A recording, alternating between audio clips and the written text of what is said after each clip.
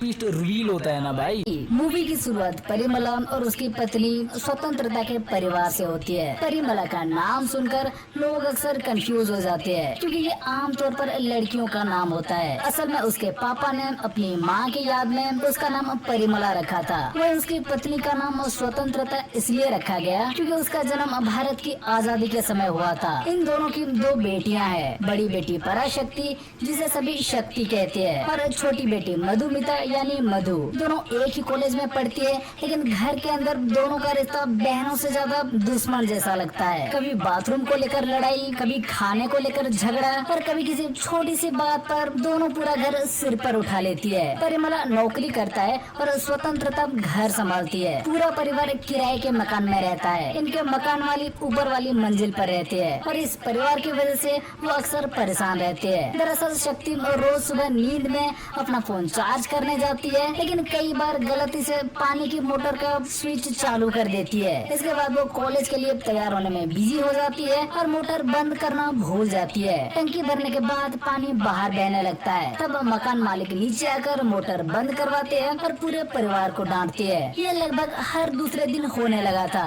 इसलिए मकान मालिक को भी अब शक्ति की इस आदत से नफरत हो चुकी थी। इन रोज की परेशानियों के बावजूद परिवार की जिंदगी हंसी मजाक में ठीक चल रही थी। दूसरी तरफ शक्ति के पीछे चिट्टू नाम का एक लड़का पड़ा हुआ था। वो बाइक पर रोज उसका पीछा करता है और किसी न किसी बहाने उसे बात करने की कोशिश करता रहता है। एक दिन शक्ति उसे साफ बोल देती है कि उसकी माँ बहुत तेज स्वभाव की है और हमेशा कहती है कि शक्ति के लिए ऐसा पति ढूंढना पड़ेगा जो पूरी तरह उसके कंट्रोल में रहे। शक्ति को भी ऐसा ही लड़का चाहिए जो शादी के बाद उसकी सारी बातें माने। ये सुनकर चिट्टू बोलता है कि उसे भी ऐसी ही पत्नी चाहिए जिसके सामने उसे हमेशा दब कर रहना पड़े। उसके जवाब और मासूम हरकतों से शक्ति को हंसी आ जाती है। शुरुआत में शक्ति उसे भाव नहीं देती, लेकिन चिट्टू लगातार उसके आसपास घूमता रहता है। धीरे धीरे दोनों के बीच बातचीत बढ़ती है और शक्ति भी उसे पसंद करने लगती है। जहाँ शक्ति की जिंदगी में चिट्टू प्यार लेकर आया था, वही मधु की जिंदगी में वर्गीस नाम का एक खतरनाक गुंडा जबरदस्ती घुस चुका था। वर्गीस कई दिनों से मधु का पीछा कर रहा था। वो रास्ते में उसे रोकता, उसके आसपास घूमता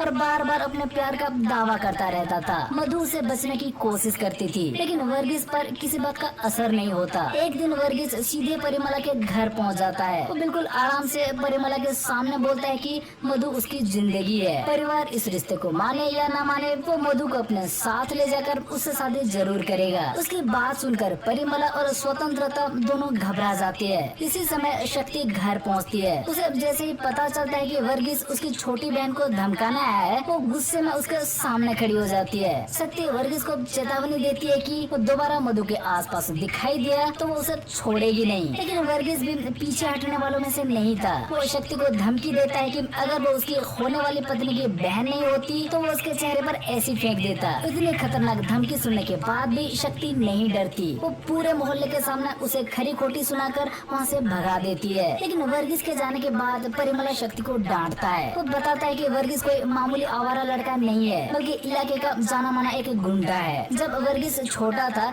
तब पीटर नाम के एक गुंडे ने उसके पापा की हत्या कर दी थी। 12 साल बाद वर्गीस ने पीटर और उसके आदमियों को मारकर अपने पापा की मौत का बदला लिया था। तभी से इलाके में उसकी दहशत फैल गई। इसके अलावा वर्गीस ड्रग्स की सप्लाई, अवैध पार्टियों और कई गलत धंधों में शामिल था। परिमला समझता है कि ऐसे आदमी को सबके सामने बेइज्जत करना बहुत खतरनाक हो सकता है, लेकिन शक्ति का मानना था कि अगर इस तरह के लोगों को शुरुआत में जवाब नहीं दिया जाएगा तो वो और ज्यादा हिम्मत करने लगेंगे। अगली सुबह परिमला सड़क से गुजर रहा होता है, तभी वर्गीस उसका रास्ता रोक लेता है। वो मजाक उड़ाते हुए बोलता है कि अब उसके सिर्फ एक नहीं बल्कि दोनों बेटियां वर्गीस की है। कुछ देर बाद स्वतंत्रता सब्जियां खरीद रही होती है। वर्गीस वहाँ भी पहुँच जाता है और उसके नाम पर मजाक करते हुए बोलता है कि अगर उसने अपनी बेटी की शादी उससे नहीं करवाई तो उसके जिंदगी से सारी स्वतंत्रता छीन ली जाएगी। अब परिवार समझ चुका था कि वर्गीस आसानी से पीछे नहीं हटने वाला। परिमला पुलिस स्टेशन जाकर उसके खिलाफ शिकायत दर्ज करवाता है। उसे उम्मीद थी कि पुलिस की चेतावनी के बाद वर्गीस मधु का पीछा करना छोड़ देगा, लेकिन शिकायत का वर्गीस पर कोई असर नहीं होता। एक दिन कॉलेज से लौटते समय वर्गीस मधु को बीच रास्ते में रोक लेता है। वो बोलता है कि पुलिस में शिकायत करवाकर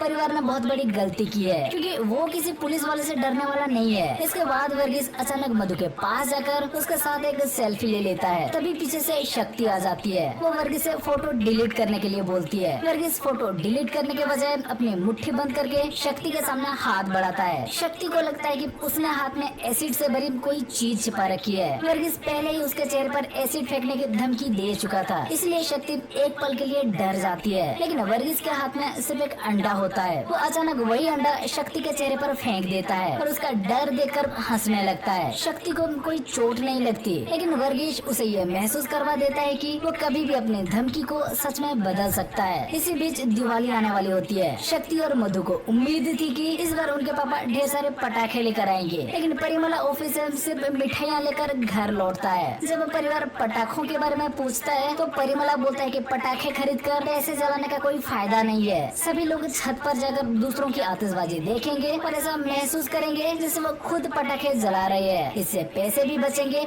और किसी को चोट लगने का खतरा भी नहीं होगा। पूरा परिवार मजबूरी में छत पर पहुंच जाता है। वो दूसरे लोगों के पटाखे देखते हैं, उनकी वीडियो बनाते हैं और सोशल मीडिया पर ऐसे डालते हैं जैसे पटाखे उन्होंने खुद चलाए हो। स्वतंत्रता परिमला से बोलती है कि कम से कम 2000 रुपए के पटाखे तो खरीदे जा सकते थे। तब परिमला बताता है कि उसकी 2 बेटियां हैं और आने वाले समय में दोनों की शादी भी करनी है, इसलिए पटाखों में पैसे जलाने के बजाय उसने दोनों के लिए थोड़ा सा सोना खरीद कर रखा है। परिमला की बात सुनकर परिवार का गुस्सा कुछ कम हो जाता है, लेकिन इसी बीच वर्गीस बाइक पर उनके घर के बाहर पहुंच जाता है। वो परिमला को धमकी देता है कि अगली सुबह जब वो वापस आएगा तब परिमला को अपने मुंह से बोलना होगा कि मधु सिर्फ वर्गीस की है। अगर उसने ऐसा नहीं कहा तो वर्गीस उसकी दोनों बेटियों को अपना बना लेगा। वो जाते जाते पूरे परिवार को हैप्पी दिवाली बोलता है, लेकिन उसकी बातों में छिपी धमकी को सुनकर किसी के चेहरे पर खुशी नहीं बचती। घर के अंदर आने के बाद मधु एक और बात बताती है। वो परिवार को दिखाती है कि वर्गीस ने जबरदस्ती ली गई सेल्फी सोशल मीडिया पर पोस्ट कर दी है। इसे देखने वाले लोगों को लग रहा था कि मधु और वर्गीस के बीच कोई रिश्ता है। मधु ये भी बताती है कि कुछ दिन पहले वर्गीस ने रास्ते में उसे जबरदस्ती पकड़कर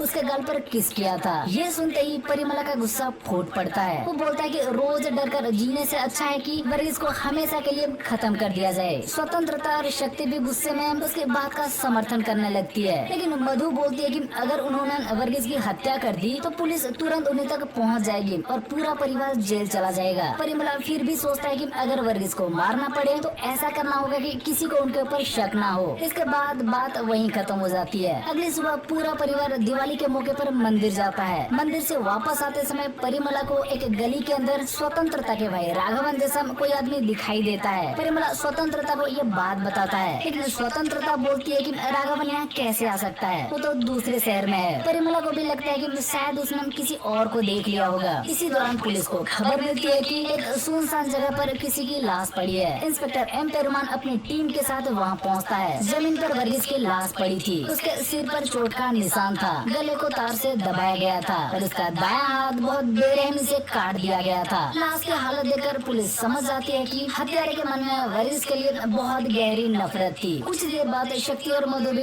उसी रास्ते से गुजरती है। भीड़ देखकर दोनों वहाँ रुकती है और वर्गीस की लाश देखकर उनके होश उड़ जाते हैं। पिछली रात ही उनके घर में वर्गीस की हत्या करने की बात हुई थी और अगली सुबह सच में उसकी लाश मिल गई थी। दोनों घबरा कर घर पहुँचती है और अपने माता पिता को वर्गीस की मौत की खबर देती है। खबर सुनते ही स्वतंत्रता सबसे पहले परिमला की तरफ देखती है। वो पूछती है कि क्या पिछली रात की बात को परिमला ने सच कर दिया। परिमला तुरंत इनकार करता है, लेकिन अगले ही पल वो स्वतंत्रता पर शक करने लगता है। दरअसल कुछ ही दिन पहले स्वतंत्रता ने अपने भाई राघवन को फोन करके वर्गीस की सारी हरकतों के बारे में बताया था। राघवन ने गुस्से में पूछा था कि क्या वो चेन्नई आकर उस गुंडे को खत्म कर दे। परिमला को सुबह वाली गली में भी राघवन जैसा कोई आदमी दिखाई दिया था, इसलिए उसे शक होने लगता है कि शायद स्वतंत्रता ने अपने भाई को बुलवाकर वर्गीस की हत्या करवाई है। तभी मधु शक्ति पर शक करने लगती है। फ्लैशबैक में पता चलता है कि शक्ति ने भी अपने मामा राघवन को फोन करके वर्गीस के बारे में बताया था। उसने वर्गीस के फोटो और उसकी लोकेशन तक भेजी थी। इसके अलावा शक्ति ने चिंटू से ये भी कहा था कि उसे एक बहुत खतरनाक काम में मदद चाहिए। चिंटू ने मजाक में पूछा था कि क्या किसी की हत्या करनी है। शक्ति ने गुस्से में हाँ बोल दिया था। अब मधु को लगता है कि शायद शक्ति ने चिंटू या मामा की मदद से वर्गीस को मरवा दिया, लेकिन शक्ति उल्टा मधु पर शक करने लगती है। वो बोलती है कि वर्गीस असल में मधु के पीछे पड़ा हुआ था, इसलिए हत्या करने की सबसे बड़ी वजह भी उसी के पास थी। स्वतंत्रता को अचानक एक ज्योतिषी की बात याद आती है। उसने मधु की कुंडली देखकर देकर कहा था कि उसकी शादी से पहले एक हत्या हो सकती है। अब परिवार के चारों फैमिली मेंबर एक दूसरे को शक की नजर से देखने लगते हैं। मकान मालिक ऊपर से इनकी बातें सुन रहा होता है। परिमला की नजर उस पर पड़ते ही वो सभी को घर के अंदर ले जाता है। उधर पुलिस स्टेशन में पोस्टमार्टम की शुरुआती जानकारी आती है। पुलिस को पता चलता है कि वर्गीस का दायां हाथ हत्या के बाद बड़ी बेरहमी से काटा गया था। पुलिस का मानना था कि यह हत्या किसी पुराने बदले से जुड़ी हुई है। इसी समय चिट्टू पुलिस स्टेशन पहुंचकर अपनी चोरी हुई बाइक का शिकायत दर्ज करवाता है। वो बताता है कि उसकी बाइक दिवाली वाली रात से गायब है। उस समय पुलिस उसकी शिकायत को एक नॉर्मल चोरी का मामला मानती है। वर्गीस की मौत की खबर टीवी पर भी दिखाई जाती है। मकान मालिक खबर देकर अपनी पत्नी से बोलता है कि वर्गीस को एक दिन ऐसे ही मौत मिलनी थी। दरअसल मकान मालिक की पहली पत्नी की मौत भी वर्गीस की वजह से हुई थी। एक दिन वर्गीस ड्रग्स लेकर बहुत तेज बाइक चला रहा था। उसने सड़क पार कर रहे मकान मालिक की पत्नी को टक्कर मार दी थी, जिससे उसकी मौत हो गई। लेकिन पुलिस ने उस मामले को एक नॉर्मल सड़क हादसा बताकर बंद कर दिया था। इसलिए वर्गीस की मौत से मकान मालिक को कोई दुख नहीं था। घर के अंदर मधु बहुत डरी और उदास बैठी होती है। परिमला उससे पूछता है कि वो कोई और बात तो छिपा नहीं रही। तब मधु वर्गीस के साथ हुई कुछ पुरानी घटनाओं के बारे में बताती है। एक दिन वर्गीस के लगातार पीछा करने से परेशान होकर मधु ने किसी तरह उसका नंबर ढूंढा और उसे फोन करके खूब डांटा। कुछ दिनों बाद मधु ने वर्गीस को उसकी माँ के साथ सड़क पर देखा था। वर्गीस की माँ ने मधु को देखते ही आसपास के लोगों से कहना शुरू कर दिया था कि ये उसकी होने वाली बहू है। मधु ने दोबारा वर्गीस को फोन करके पूछा कि उसकी माँ इस तरह की बातें क्यों कर रही है। वर्गीस ने जवाब दिया कि अगर मधु सच में उससे नफरत करती है तो उसे सामने से डांट कर चली जाती। लेकिन उसने मेहनत करके उसका फोन नंबर ढूंढा और खुद फोन किया। वर्गीस के हिसाब से यही प्यार था। इसके बाद वो बोलता है कि अब उसकी माँ मधु को बहू ही मानेगी। अगली बार मधु ने गुस्से में वर्गीस की नाक पर मुक्का मार दिया। उसकी नाक बुरी तरह सूज गई थी। लेकिन वर्गीस की माँ नाराज होने के बजाय हंसने लगी। वो मधु से बोलती है कि शादी के बाद भी वर्गीस गलत हरकत करे तो उसे ऐसे ही पीटना। उसने खुद भी अपने पति को इसी तरह कंट्रोल में रखा था। वर्गीस की सूजी हुई नाक देखकर मधु को भी हंसी आ गई थी। मधु की बात सुनकर परिमला परेशान हो जाता है। मधु ने परिवार को अब तक सिर्फ इतना बताया था कि वर्गीस उसका पीछा करता है, लेकिन उसके साथ इतनी सारी घटनाएं हो चुकी थी। परिमला को डर था कि अगर पुलिस को ये बातें पता चली तो उनका पूरा परिवार शक के घेरे में आ जाएगा। इसी बीच इंस्पेक्टर एम पेरुमान वर्गीस के दोस्तों को थाने बुलाकर पूछताछ करता है। सभी दोस्त एक ही नाम लेते हैं, निकोलस। वर्गीस ने जिस पीटर को मारकर अपने पापा की मौत का बदला लिया था, निकोलस उसी पीटर का भाई था। इसके अलावा निकोलस का वर्गीस की माँ के साथ भी काफी करीबी रिश्ता था। जब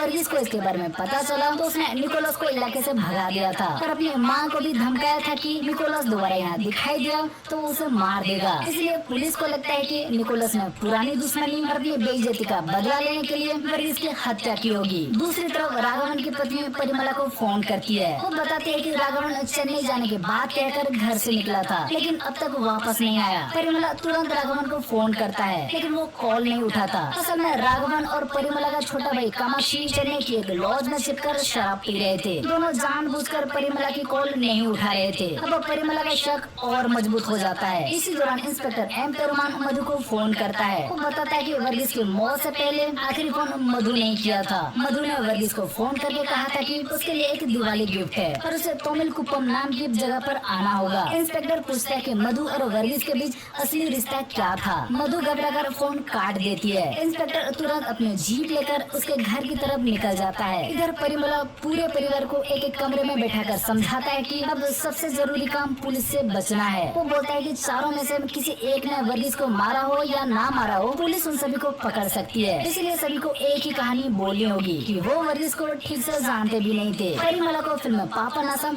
या हिंदी में दृश्यम याद आती है, जिसमें कमल हसन पुलिस से अपने परिवार को बचाने के लिए सबको एक जैसी कहानी याद करवाता है। स्वतंत्रता बोलती है कि उसे फिल्म ठीक से याद नहीं है। अगर पूरा परिवार फिल्म दोबारा देख ले तो पुलिस के सामने एक जैसा जवाब देना आसान होगा। शक्ति बताती है कि फिल्म देखने के लिए OTT का 3 महीना वाला सब्सक्रिप्शन लेना पड़ेगा, जिसकी कीमत लगभग 300 रुपए है। कंजूस परिमला पैसे खर्च करने से पहले थोड़ी देर सोचता है, फिर हत्या के केस से बचने के लिए मजबूरी में सब्सक्रिप्शन ले लेता है। पूरा परिवार टीवी के सामने बैठकर पापन असम देख रहा होता है। तभी इंस्पेक्टर की जीप उनके दरवाजे के सामने आकर रुकती है। चारों घबराकर तुरंत टीवी बंद कर देते हैं, लेकिन इंस्पेक्टर उनके घर नहीं आया था। उसने जीप सिर्फ कुछ देर के लिए वहाँ रोकी थी और फिर आगे निकल गया। इंस्पेक्टर मधु के फोन नंबर की लोकेशन और घर का पता करवा चुका था, लेकिन अभी वो सीधे पूछताछ नहीं करना चाहता था। अगली सुबह परिमला ऑफिस जाने से पहले स्वतंत्रता को समझाता है कि वो और दोनों बेटे बेटियां बाहर रहेंगे। अगर पुलिस घर है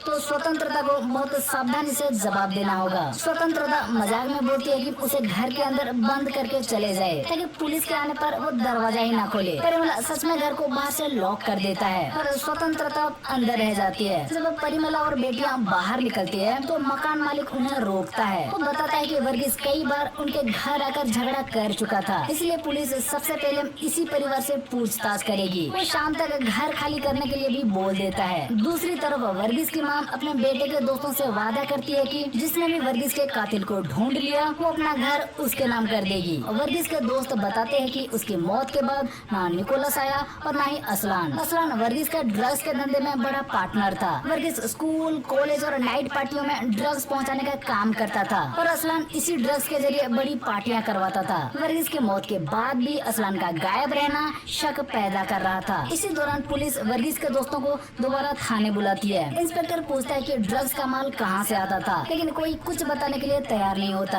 एक पुलिस ऑफिसर बताता है कि असलान उसी रात एक बड़ी पार्टी करने वाला है। वहाँ कॉलेज के स्टूडेंट्स को स्टैम्प नाम का खतरनाक ड्रग दिया जाता है। पुलिस पार्टी पर छापा मारने की तैयारी करने लगती है। उधर शक्ति पहली बार चिट्टू को अपने घर लेकर आती है। उसकी माँ ने मजाक में कहा था कि वो उस लड़के को देखना चाहती है जिसकी जिंदगी शक्ति से शादी करने के बाद मुश्किल होने वाली है। शक्ति इस बात को सीरियसली ले लेती है और चिट्टू को माँ के सामने खड़ा कर देती है। स्वतंत्रता उससे कुछ नॉर्मल बातें करती है और शक्ति से बोलती है कि अभी परिमला को इस रिश्ते के बारे में ना बताया जाए, सही समय आने पर वो खुद बात करेगी। इसी समय इंस्पेक्टर की जीप दोबारा घर के सामने आकर रुकती है। सभी को लगता है कि इंस्पेक्टर आखिरकार पूछताछ करने आ गया, लेकिन वो सामने की दुकान पर सिर्फ ठंडा पीने जाता है। चिट्टी भी चुपचाप वहाँ से निकल जाता है। उस रात परिमला के घर एक स्पीड पोस्ट आता है। चिट्ठी में लिखा था कि परिवार के 4 सदस्यों में से किसी एक ने आदमी भेजकर वर्गीस की हत्या करवाई है। चिट्ठी भेजने वाले के पास पूरी घटना का वीडियो भी था। अगर परिवार वो वीडियो चाहता है तो उसे 20 लाख रुपए देने होंगे। पैसे न देने पर वीडियो सोशल मीडिया पर पुलिस तक पहुंचा दिया जाएगा। चिट्ठी के नीचे भेजने वाले ने अपना नाम अग्निसाक्षी लिखा था। चिट्ठी पढ़ते ही घर में सन्नाटा छा जाता है। स्वतंत्रता को याद आता है कि दिवाली की रात छत पर खड़े होने के दौरान परिमला को एक फोन आया था। वो काफी देर तक परिवार से दूर जाकर बात कर रहा था। स्वतंत्रता को लगता है कि शायद परिमला ने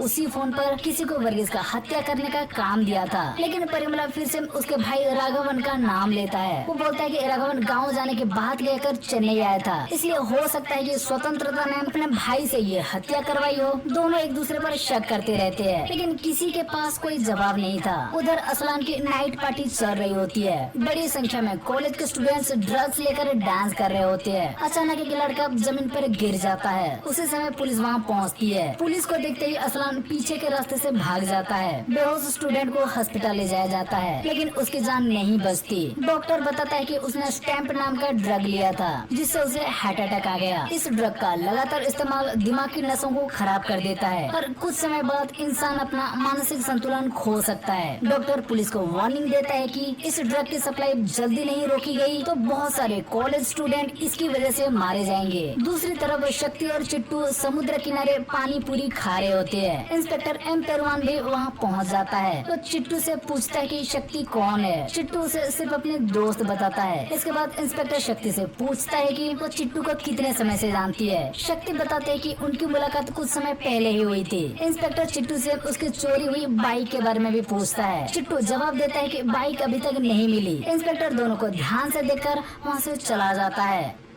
उसी रात परिमला को फोन आता है कि गांव में उसकी बड़ी बहन की हालत बहुत खराब है। परिमला तुरंत गांव के लिए निकल जाता है। अगले सुबह पुलिस को असलान की बॉडी समुद्र किनारे मिलती है। एक दिन पहले तक जिस आदमी पर वर्गीस की हत्या का शक था, अब उसकी भी हत्या हो चुकी थी। इसी दिन परिमला के घर एक और स्पीड पोस्ट आता है। इस बार चिट्ठी में लिखा था कि स्वतंत्रता को छोड़कर बाकी 3 लोगों में से कोई एक वर्गीस की हत्या के बारे में पूरा सच जानता है। पैसे देने में देर होने की वजह से 20 लाख की रकम बढ़ाकर 25 कर दी गई थी। अब परिवार का डर और बढ़ जाता है। इंस्पेक्टर वर्गीस की मौत से पहले की सीसीटीवी रिकॉर्डिंग दोबारा देखता है। फुटेज में वर्गीस के बाइक पर एक खास दिवाली गिफ्ट बॉक्स दिखाई देता है। अगले सुबह वैसा ही गिफ्ट बॉक्स परिमला के घर के बाहर मिला था। पुलिस इस इलाके के मोबाइल टावर की जानकारी निकलवाती है। रिकॉर्ड से पता चलता है कि रात करीब 9:30 बजे मधु को एक अनजान नंबर से फोन आया था। ये फोन उसके मामा राघवन और चाचा कामाक्षी ने किया था। इसके करीब 15 मिनट बाद मधु ने वर्गीस को फोन करके कहा था कि वो उसके लिए दिवाली का गिफ्ट लेकर तोमिल कुप्पम में इंतजार कर रही है। वर्गीस वहाँ पहुँचा और कुछ समय बाद राघवन और कामाक्षी भी वहाँ आ गए। सीसीटीवी से ये भी पता चलता है कि दोनों वर्गीस की बाइक से गिफ्ट बॉक्स लेकर गए और बाद में वही बॉक्स परिमला के घर के बाहर रख दिया गया। इधर गाँव में परिमला की बहन की मौत हो जाती है। अंतिम संस्कार के दौरान राघवन और कामाक्षी भी वहाँ पहुँचते हैं। परिमला दोनों को अलग ले जाकर दिवाली वाली रात के बारे में पूछता है। तभी दोनों पूरी बात बताते हैं। शक्ति के फोन के बाद वो चेन्नई आए थे। मधु ने वर्गीस को फोन करके तोमिल कुप्पम बुलाया। राघवन और कामाक्षी ने वर्गीस से सोशल मीडिया पर डाली गई मधु की फोटो डिलीट करने के लिए कहा, लेकिन वर्गीस ने उनकी बात मानने से इनकार कर दिया और उल्टा उन पर हमला कर दिया। इसके बाद दोनों ने मिलकर उसे बुरी तरह पीटा। मारपीट के दौरान वर्गीस जमीन पर गिरा और उसका सिर एक पत्थर से टकरा गया। राघवन और कामाक्षी को लगा कि शायद उसकी मौत हो गई। दोनों डरकर वहाँ से भाग गए। अगली सुबह घर लौटते समय उन्होंने रास्ते में भीड़ देखी और तब उन्हें पता चला कि वर्गीस सच में मर चुका है। दोनों ने वर्गीस के बाइक से लिया हुआ गिफ्ट बॉक्स परिमला के घर के बाहर रख दिया और फिर चेन्नई छोड़कर चले गए। उनकी बात सुनकर पूरा परिवार मान लेता है कि वर्गीस की मौत उन्हीं की पिटाई से हुई थी। लेकिन मधु अचानक रोने लगती है। वो पूछती है कि वर्गीस ने आखिरकार ऐसा क्या कर दिया था कि